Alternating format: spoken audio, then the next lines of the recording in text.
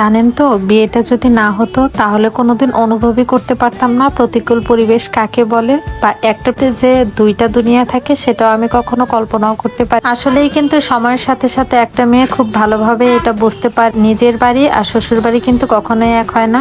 একটা মেয়েকে 1000টা কাজ সামলানোর পরেও কিন্তু শ্বশুর বাড়ির নির্দিষ্ট যে কাজগুলো সেগুলো কিন্তু তাকে করতেই হবে। তার মধ্যে থেকে কিন্তু কোনো রকম মাপ একটা দিনের জন্য কেউ পায় না।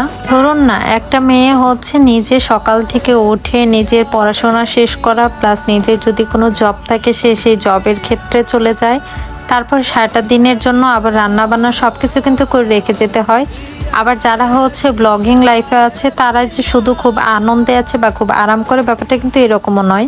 কারণ প্রত্যেকেরই কিন্তু আমাদের হচ্ছে ক্যামেরার সামনের জগৎটা যেরকম দেখা যায়, 2-3 মিনিটের ভিডিও দেখে কত সুন্দর করে কমেন্ট করা যায় যে এদের কোনো কাজকর্ম নেই, কিচ্ছু থাকে না, শুধু তারা শান্তিতে বসে বসে ব্লগ বানায়, ভিডিও করে। বা যারা হচ্ছে জব করে তারা শুধুমাত্র জবই করে আর অন্য কিচ্ছু করে না।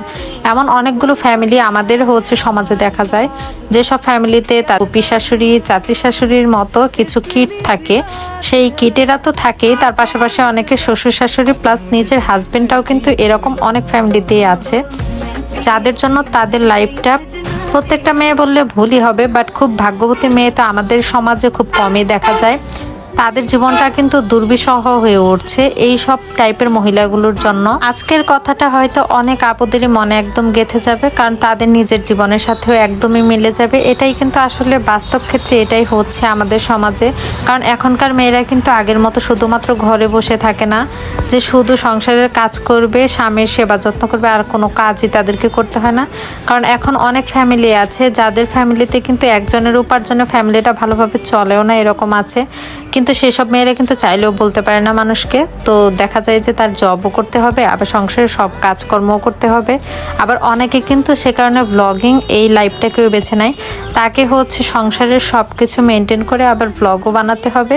মানে এইসব মেয়েদের না কিছু আধ্যাত্মিক শক্তি হয়তো আল্লাহ প্রদত্তই দেয়, যার কারণে তারা এত কিছু সহ্য করেও স্বামী সংসারে থেকে যেতে পারে, কারণ সেকেন্ড তো কোনো অপশন নেই।